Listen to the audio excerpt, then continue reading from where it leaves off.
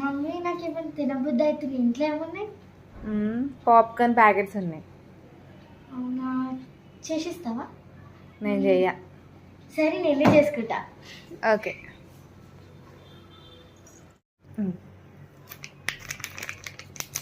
Cheese popcorn.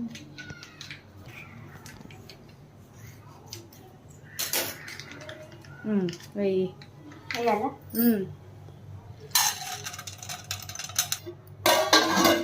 Okay. ఇప్పుడు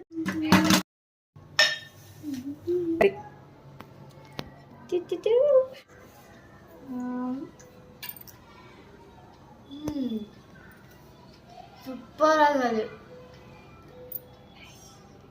excellent అమ్మా.